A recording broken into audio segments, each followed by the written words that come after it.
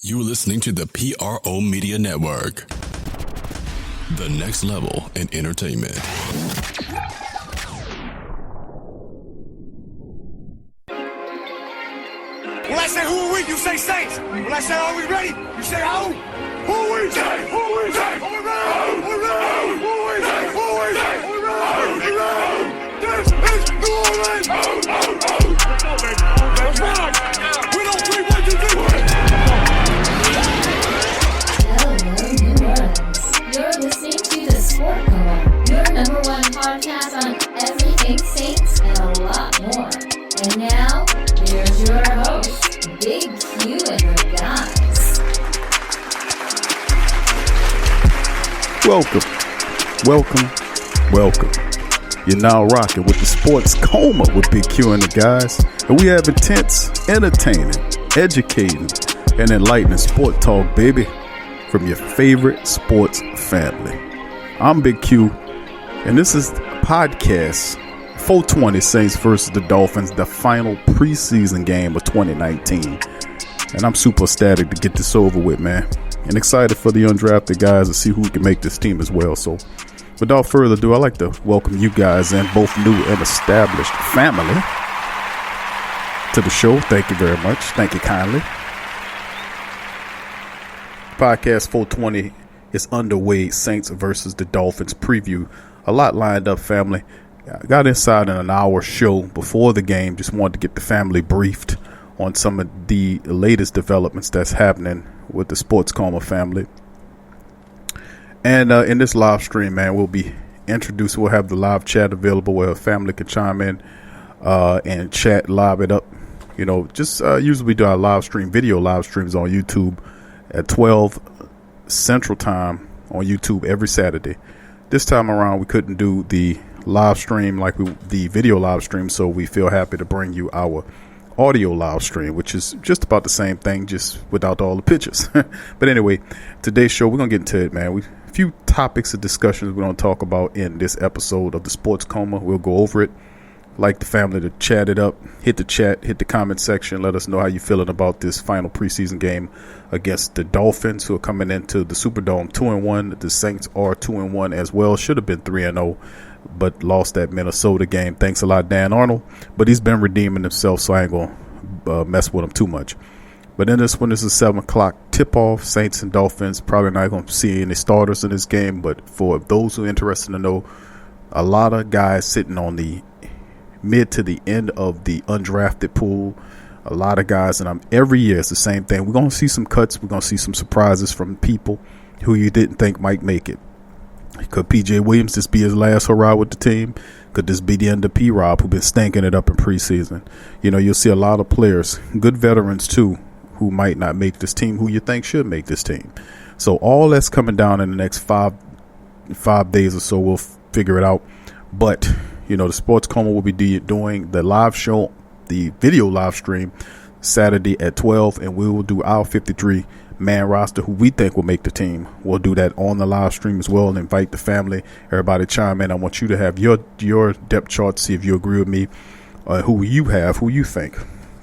But getting into today's show, we're going to talk about a few things in today's show. A couple of articles came out that kind of caught my eye. Is this no-call referee, Vinovich, whatever his name is, Vinovich, I don't really want to know his name, but obviously I don't agree with them. But there's a new ranking situation out that puts the no-call official who didn't make the call in the Saints versus Rams game, Bill Vinovich, is now listed as the NFL's best referee. Dig that, right? We'll get into that. We'll break that story down for you today. Also, other stories to be aware of is the fact that we're looking at Marcus Davenport. Several media outlets have been spotlighting Marcus Davenport. ESPN is naming him as the possible breakout candidate. Do you guys agree with that?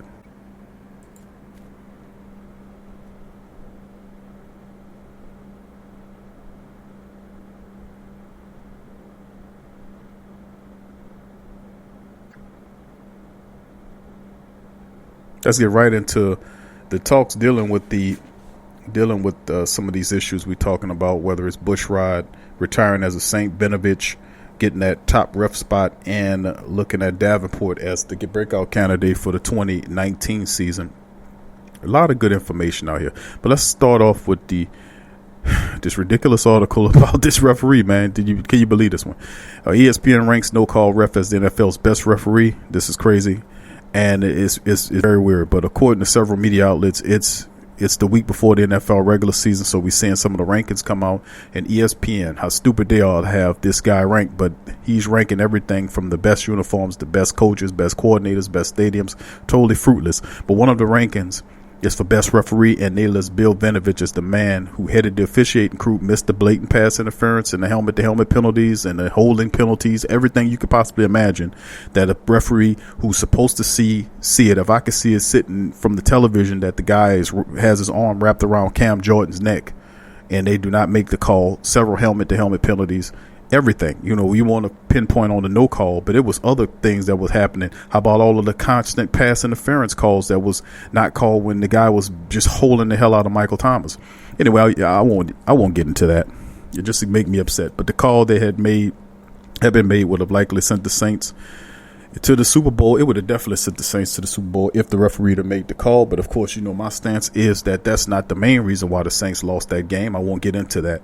The reason for giving Vinovich the high rating is that the crew calls the fewest penalties per game. And you damn right they call the fewest penalties, especially when it's against the Saints. And I just don't know if this Vinovich character, if the NFL would do themselves a great duty if it didn't send Vinovich or none of those guys who officiated that Saints and Rams game down here for their own safety. Just, this is not a call or nothing else. I'm just warning you, stay your ass up out of here because people still upset about that. Don't bring that guy back here. He's not credible. But anyway, moving to our next article, which also has to do with ESPN and other news outlets, has listed Marcus Davenport as the 2019 breakout candidate. Do you guys buy that? Do you think Davenport will have that stellar season that a lot of people think that he can? Now, this is coming from one of my favorite writers, Mike Triplett, who used to work for the Times-Picayune, but he done moved up to ESPN. He tabbed him as a top pick for the breakout candidate in 2019. He noted that Davenport has a year work behind him and is far removed from the surgically repaired toe.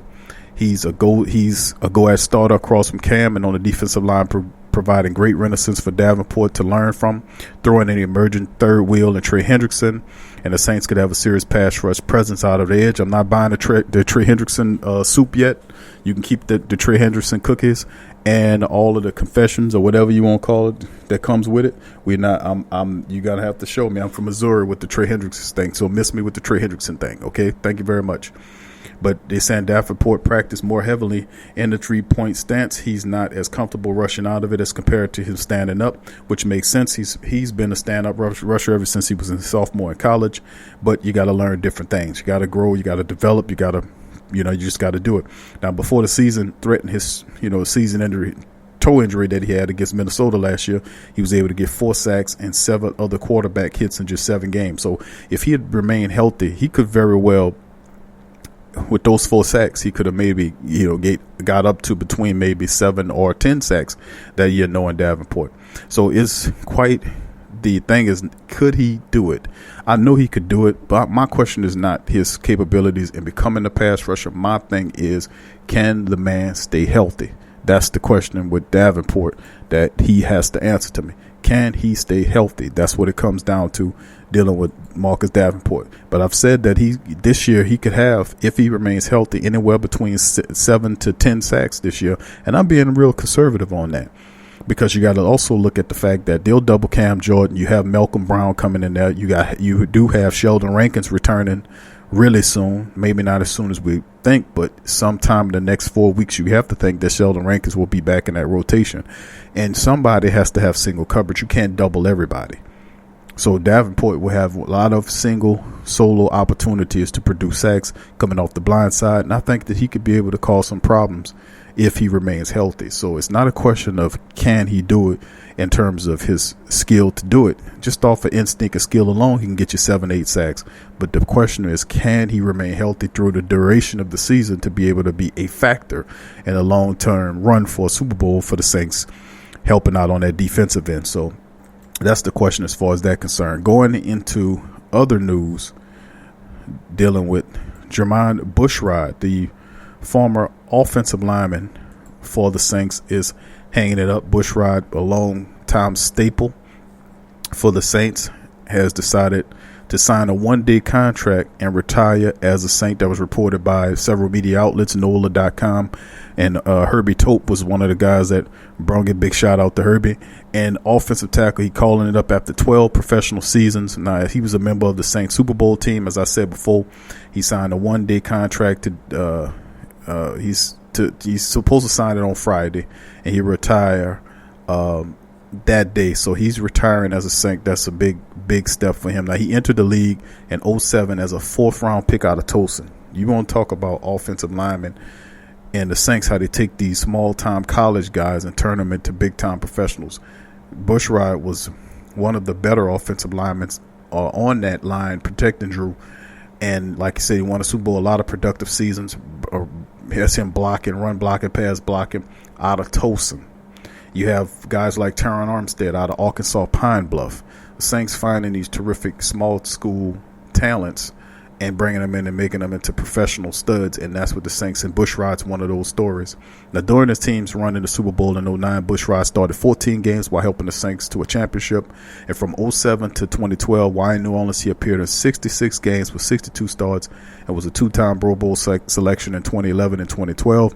He spent 3 seasons with Chicago, 2 seasons with the Dolphins before returning back in 2018 on a 1-year contract, and he started 5 games at left tackle last season in place of injured Terron Armstead and contributed to the Saints winning the NFC South for the 3rd consecutive season. And building his career, Bushrod has appeared in 145 games with 128 starts, 68 starts as a Saint. That man returned as a Saint. So big ups to Jermon Bushrod. And the brother went through tragedy dealing with his family recently. In the 2018 season, he still came alive, and just it's the constant professional and a great human being. Jermon Bushrod is hanging it up as a New Orleans Saints player. So I just think that's absolutely awesome. Big ups to him as well, as I said before. Now, family, it's been really, really, really nice to see this whole preseason, see how it unraveled from mini camp to big camp. Now the camp's over, you have all these practices as the Saints get ready to pick who they really want. Now, we've said before, there are only a handful of spots that's actually available, but there are depth concerns on the offensive line, perhaps in the backup defensive line, backup offensive line, backup defensive line. Certain spots at the tight end is still settled, wide receiver spots on the back end not settled, maybe a couple of spots in the defensive backs room need help, maybe a little shuffling on the linebacker. So there are a few spots that some guys could step up and find, not due to injuries, depending on what kind of injuries that are out there. Some guys might find themselves on the team, and then other guys are simply playing for the practice squad, those who qualify. For guys like Ziggy Hood and Sylvester Williams and Kevon Webster, those guys are playing for a roster spot. Are there any surprises coming? There are always surprises, family. You and I both know that. Somebody you didn't think that would end up getting cut gets cut. Somebody that gets added who you didn't think would get added. Last year was JT Gray. Remember him? Nobody thought JT Gray was going to make the team. Not even JT Gray. I'm just messing with it. But that's just the whole thing, family. Very interesting. But before we get back into the rest of our talks and breaking down the Miami Dolphins game, here's Coach Payton for the other day talking about a number of topics, including some of his returners. Vision. And so if it's a young linebacker or a young tight end or running back, what's our vision if they're not getting, if they're only a backup? So I think really important. Sean, do you have position battles like at this point where it's just come down to this last game? And that's pretty much it. Yeah, there's a body of work, but you're evaluating all of it, and so it's you would say a last test, so it matters in the grade. Sean, this question is obviously inspired by Deontay Harris, but in general, with return men, is there a constant? Do we want the home run threat, or do we want the guy we're going to trust to catch it properly every time? I mean, is that always? I want both. Typical? I know. I want both. Yeah, I mean, look, a returner who fumbles the ball consistently becomes someone else's returner. So, but we feel like he's someone that has really progressed. He's gotten healthy, and we're starting to see some of the things he can do, and I'm encouraged. Were you looking for a return man when you guys signed him after the draft, or Well, was he a special graded player? We had already signed one returner. We knew Tommy had left. I'd say in each draft, you identify as they're draftable. There were a handful of draftable players that were returners. We ranked that position, who's the best returner in the country, who were draftable returners, and then he was a player that we had high grades on and ended up recruiting as a free agent. Is the fact that he had the most touchdowns in the college football, is that a stat like that one that's hard to ignore? Well, it's not the stat so much, because when you evaluate this position, the first thing you're going to look at is his returns. And so if that, in fact, is a statistic, chances are that return reel is going to be pretty significant. And, it's a production position. And so, the level of competition wasn't maybe as high as some of the others, and yet you still watch a player do it. And that is why he ended up here. Sean, a guy like Marcus Jones, do you need to see him in the preseason, or does his? Well, look, hopefully we can, and yet we still have a large body of work with what he's done before. Sean, do you anticipate a period of growing pains as the league goes through the sort of new pass interference rules? I think I would say, I'm going to predict no. The only reason I say that is already I can tell. I challenged a play against Minnesota. They called our defender for interference, and the ruling on the field stayed. And I thought, man, it was pretty clear, to me at least, that it was just, hand swiping. So I would say they're going to be very conservative in overturning calls. And that being said, if it's consistent, then that as a coach, relative to using a challenge on something that's close or not. Again, the challenge amount hasn't changed. You still only have 2. So I think the thing for us that's a little different is periodically there'll be a catch, or periodically there'll be an incompletion, and you got to train your mind to possibly think in terms of, was that an interference, either offensively and defensively, and then weigh, where you're at in the game and the yards to be gained with the challenge. So I'm sure there'll be a few nuances, but I don't think it's going to be maybe as significant as all the discussion in the offseason was.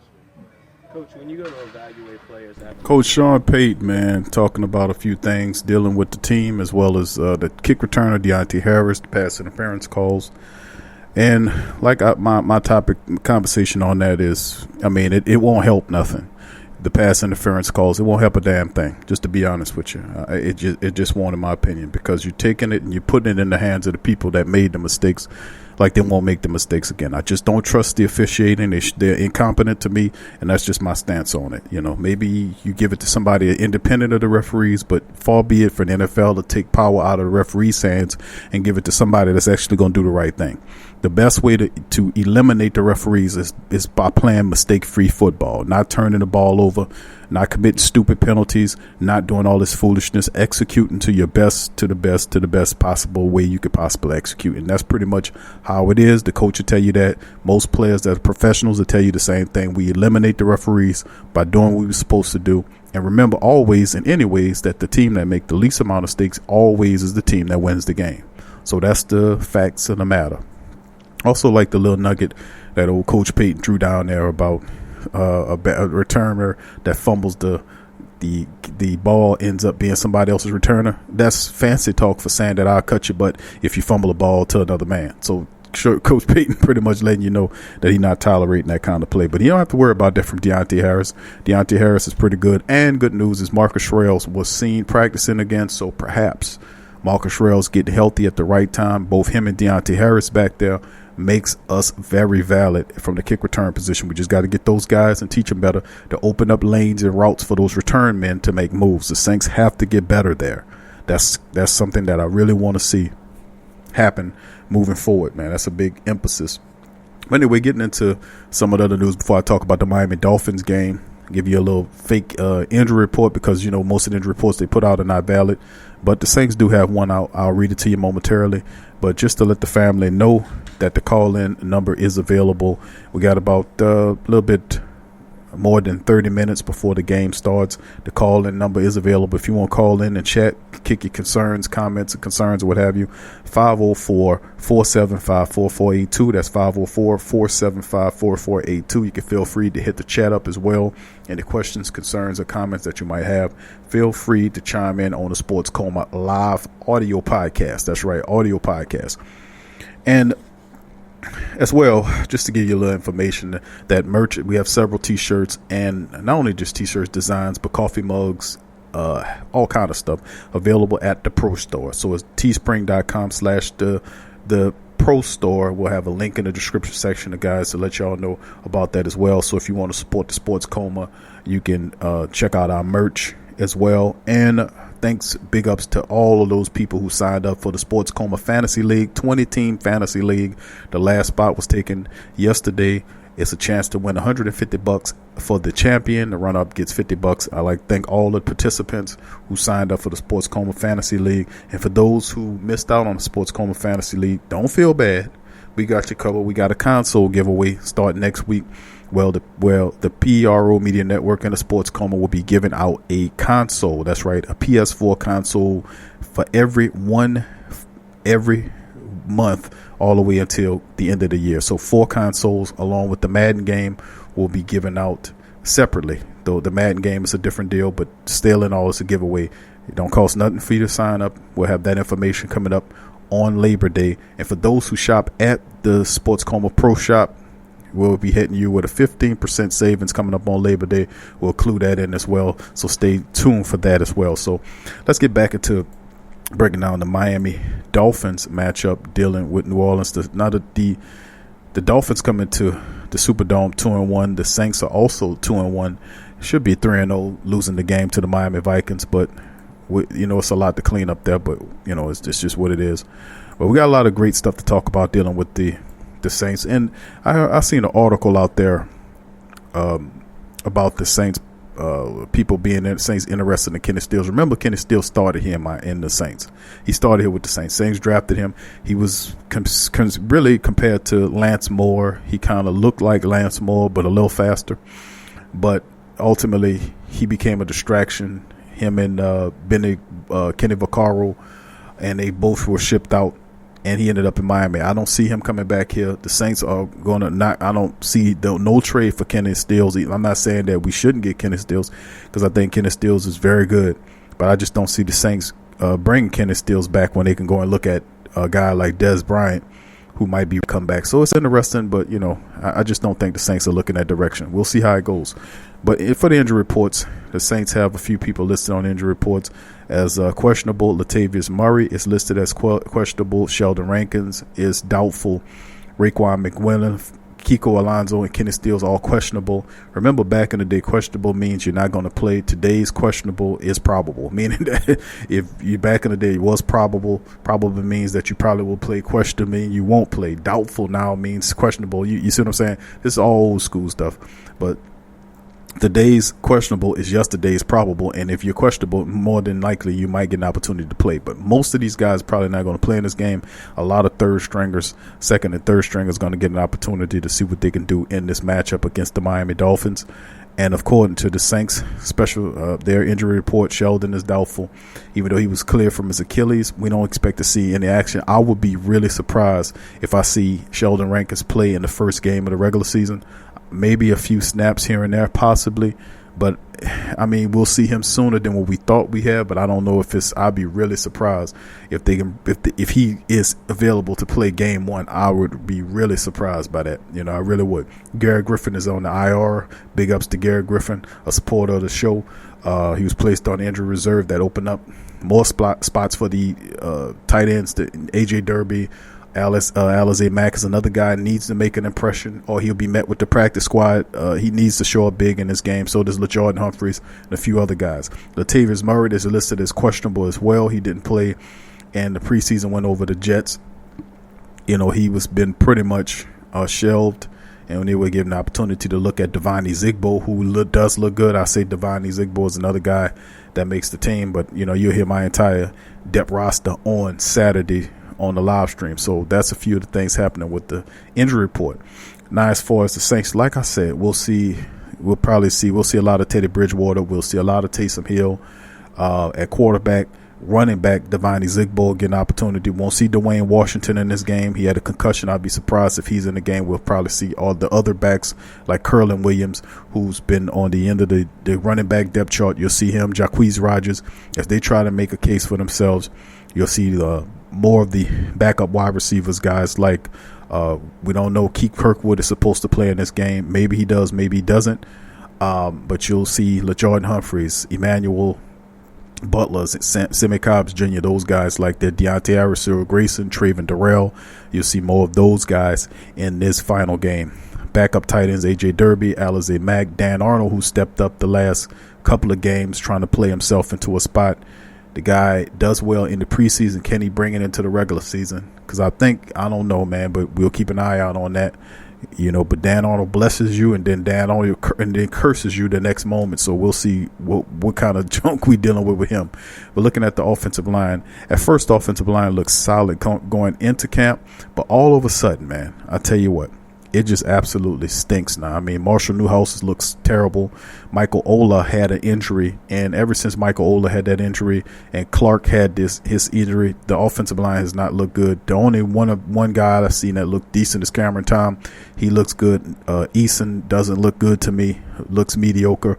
Groy, who's the veteran offensive lineman, doesn't look all that well. And all of a sudden, you see the backup offensive lineman looking kind of shaky with the Saints. We'll see if some of those guys can solidify themselves in this final preseason game. Then looking at the defensive line, of course, we know Sheldon Rankins returns. David Onyemata is facing a one-game suspension when the regular season starts.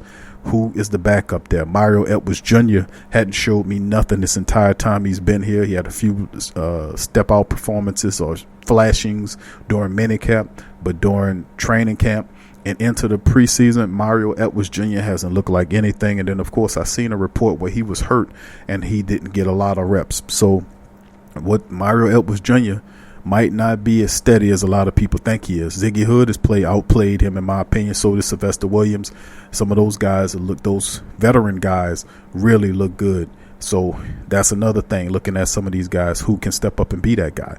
Where's Wes Horton in the mixture? They're praising Trey Hendrickson, who has turned it on and had some good performances as of late. But his injuries concerns got to be something in the back of your head to say, well, Trey Hendrickson can do it. But the question is the same as Davenport's.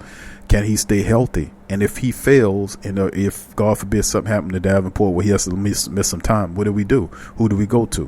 Who's the other end? Is it Wes Horton? A lot of people like Wes Horton. He hadn't showed me anything. Ziggy Hood's not a pass rusher, but Ziggy Hood's a balanced guy. He could play if you need him to play over that side, but he can. Sylvester Williams has been stout in the middle. Taylor Stallworth's been awesome this entire time. Mini camp, training camp, into preseason. He's been awesome all the time. He gets no accolades for that. But who can be that third and fourth pass rusher behind Trey Hendrickson? Because obviously all the press and the media are parroting Trey Hendrickson to get the spot. I mean, come on now. Where was all that press when I said Junior, I'm about to say Junior Gillette, when Carl Granderson was here? You didn't hear any media coverage of that. But all of a sudden, Granderson goes to jail. Here comes Trey Hendrickson. Get out of here with that. But behind those guys, the linebacking core, who do you guys like at the linebacking core? We have Alex Anzalone and Craig Robertson facing time. We don't know how much time. We'll know real soon what's going on with those guys when the Saints get closer to the first regular season game. They got to release an injury report, and we'll know exactly what's going on if Craig Robertson and Alex Anzalone is going to miss an extended period of time. If so, what happens? We know about Caden Ellis. He was my training camp MVP. Can Caden Ellis stepping in and perform in the 7th-round draft pick, step in and be like a Marcus Colston of the defense? You know what I'm saying? So a 7th-round pick coming out of nowhere that's making plays. He's smart as hell, fast. The guy's talented. So big ups to Caden Ellis doing big things, just natural at it. Demario Davis is there. A.J. Klein is there. We still have Darnell Sankey. Perhaps Darnell Sankey steps up in that role. Then guys, but you got Vince Bigel. He's behind him. Then we finally gets to the defensive backfield there. Who's the man at the nickel position? P. Rob stinks. He's been stinking up the joint. P.J. Williams played just a little bit better, but not that far off. Then you're throwing Ken Crawley in the picture. Then how about Kayvon Webster? And nobody's talking about Justin Hardy, who to me has been a really good surprise. Him and Chauncey Gardner-Johnson, they've been lighting it up. And then toward the safeties in the back end, Marcus Williams kind of missing plays. Von Bell's gained some weight. He's looking pretty good. But who's the backup guys behind him? Do you trust Chris Banjo to come in and make it plays? No. Unless it's something special team related, I don't trust Chris Banjo anywhere around my defensive secondary on the field. So, but Saquon Hampton's dealing with injuries. Do he come back? You got J.T. Gray, who played really well the last 2 games. So we have a lot of questions to be answered. Then we get to the special teams with the kick return, punt return. Deontay Harris has answered a lot of those questions. Marcus Sherrills is supposed to be returning. Does he make the team as well? So a lot of questions for both teams, for the Saints to answer going in for the next few days. But they face off against the Miami Dolphins tonight, and that'll be not a great battle, but a great way to see the rest of these reserve players and if they're fighting for an opportunity to steal a spot. Some of these veterans and the rest of these guys could be very well playing for the practice squad. So we'll see a lot of action tonight on both sides of the field. Now the Dolphins will have their top quarterback, Rosen, out there. They won't see Rosen. It's kind of a battle. They haven't decided on who is going to be the quarterback in Miami. Still a lot going on. Remember, this is the same team that tried to steal Teddy Bridgewater from us, and guess what? It didn't work. He decided to come, and now they're looking at trying to trade for Clowney. So the Dolphins try to do anything they can to kind of pick up themselves, if you will. So I don't know, man. It's going to be interesting, but a lot of their play, especially at the quarterback position. So the secondary will see Rosen for a while. So it's a battle. Ryan Fitzpatrick, Josh Rosen, and then Jake Rudock. Those guys will be battling for an opportunity to see who gets to start in the regular season. So a lot of that yet to be decided with Miami. So there'll be some throwing and some plays. Hopefully the Saints can get the first preseason win in the Dome and finish the preseason 3-1. That's respectable. Very respectable. Call-in number, family, is 504-475-4482. The call-in number is 504-475-4482. You can feel free to call or hit the chat up. Let me know what you're thinking, what you're feeling, comment, whatever.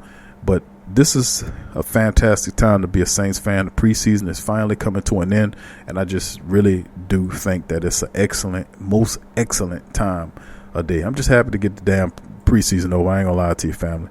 Very excellent. I'm just happy to get it all over with. And to finish out the preseason and to get a win would be something spectacular in my book. So, But anyway, before we get going, let me play a little bit of Taysom Hill as he talks about his contribution to the team. Here's Taysom. To attack what we're attacking, and I felt that this training camp for sure, which has been really big for me. Allowed me to play fast and just let it go. And do you feel more conviction in your throws and your reads? And just take me through your mindset, where you feel it. Yeah, look, I think early in your career too. I think there's a little hesitancy because you almost want to be perfect. That opportunities are going to be limited, and you're trying to make the most of every opportunity, but then not trying to make a mistake. And as a young undrafted player, that's not an easy thing to balance. And I think that going into year 3 for me, I felt more confident. Just overall with my position on the team and being able to just go out and play. Are you convinced that you are one day a starting quarterback in this league? How do you feel? I feel like I'm capable for sure. Yeah, I wouldn't be doing it if I didn't feel that way. Do you feel like the preseason has only cemented that thought in your head that you've made significant progress over the last? Yeah, I've been really happy with the way that the preseason games have gone. I feel like we've moved the ball really well, and preseason games can kind of be a cluster at times, but I felt like we've managed it really well. And I think we've obviously had penalties that have been drive killers, but other than that, we've moved the ball and we've scored points and we've gotten in positions to score, and so I've been really happy with the way that the preseason has gone. And again, I don't feel like I've needed that to feel how good I can be, and I've always felt that I could play in this league. But going out and having success definitely boosts confidence. When you have an incumbent starter like Breeze, and obviously someone who's going to be in the Hall of Fame, as a backup, having someone know that's of a similar talent level like Teddy to yourself, how much does that continue to help you push yourself? Yeah. I think at the end of the day, if you make it to this point in your career in the NFL, I think the ultimate competition is really with yourself, where you're trying to be as good as you possibly can, and there's different skill sets that every quarterback possesses, but I will say certainly, competition definitely brings out the best and, the competitive guys, and having the ability to learn from Drew, and then having a guy like Teddy that's a proven player and has been a starter in the league has certainly helped elevate everyone around him, and I've felt that. That's Taysom Hill family chiming in, giving his thoughts on a multitude of different subjects, but credit has to be given to Coach Sean Payton for finding this man, for finding this guy, and then finding a role for him on a team, understanding that, man, this guy's a player. But we have a Hall of Famer here, Drew Brees and Teddy Bridgewater. These guys are significantly better than Taysom Hill because they have the experience. Teddy Bridgewater's played in a lot of high-pressure situations. When he was at Louisville, he was a starter and did a lot of great things there as a Cardinal. When he was drafted in the first round, he took the Minnesota Vikings deep into the playoffs both times. He was the Rookie of the Year and all that. He has extensive experience as far as the NFL is concerned, a very quick learner, well-respected veteran quarterback. And we haven't really seen the best of Teddy Bridgewater. That's the funny part. He hadn't really hit his pinnacle yet. But speaking about Taysom Hill is a talented player, and Sean Payton's seen this guy and said, man, this guy is phenomenal. I have to implement him and get him in the system some kind of way. And he created this utility position where has Taysom playing on special teams, has a playing as a wide receiver sometimes, a tight end, coming in as a quarterback. He created gadget plays, and you have to give Sean Payton credit for that, because he took a lot of criticism for what the heck is he doing with this guy and all this kind of stuff. But he created this position, and it worked successfully. So at nighttime, coordinators, they have to game plan for the Saints when Taysom Hill is out there. I mean, it's just, you have to pay attention to Taysom Hill when he's on the field. And that's big ups to Sean Payton. And people don't really talk about that much, but it was Sean Payton who found that guy, then gave him a role. Remember, Green Bay had him. Green Bay didn't create a role for Taysom Hill. Sean Payton, having the vision, created this role for this man, and now look where he is now. The third quarterback on your roster is a contributing member of your team. That is unheard of. That is unheard of. But anyway, family, got a few minutes before the game. I just want to give you guys a shout out and tell you who that to all the black and gold diehards out there, all the great Sports Coma family members, and the diehard black and gold who that's all across the world. I want to give a solid who that. We're going to kick these Miami Dolphins butts. Then at the end of the game, we're going to come back with a post-game show and talk about it.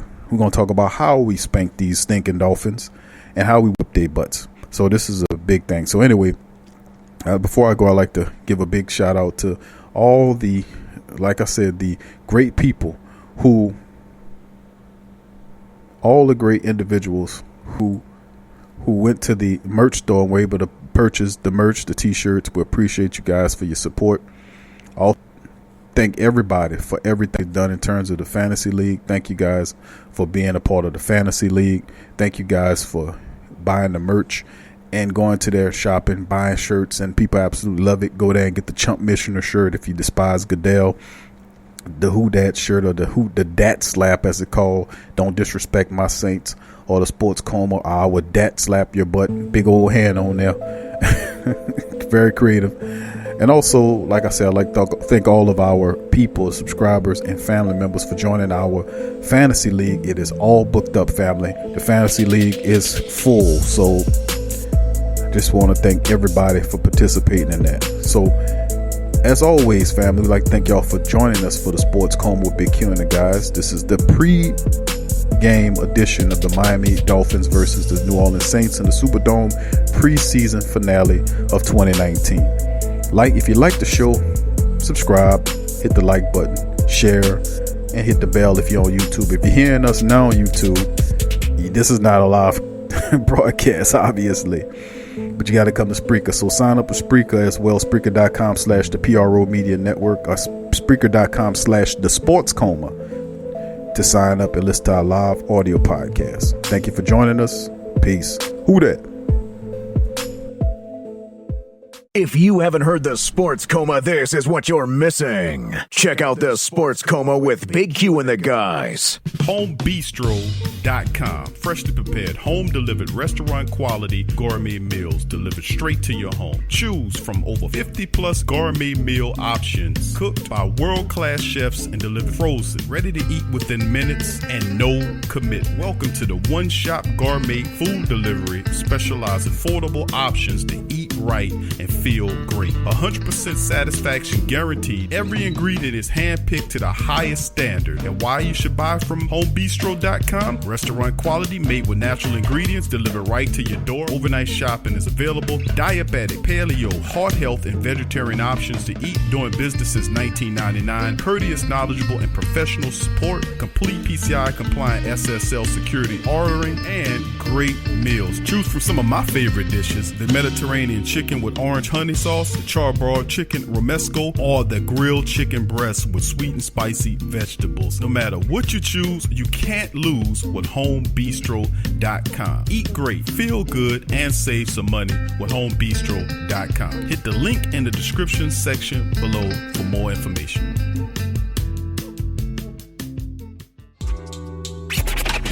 I'm a Saints and Pelicans fan, so the only podcast I can get my fix is the Sports Coma with Big Q. The guy's intense, funny, and they always keep it real. Check out the Sports Coma with Big Q and the guys. TheWhoThatDaily.com. That's right, TheWhoThatDaily.com. Your one-stop shop for everything New Orleans Saints, New Orleans Pelicans, LSU Tigers, and even the top flight boxing news. So if you're a Who Dat and you're looking for a place to stay up on your team, TheWhoThatDaily.com is your site. TheWhoThatDaily.com for the sport Who Dat in all of us.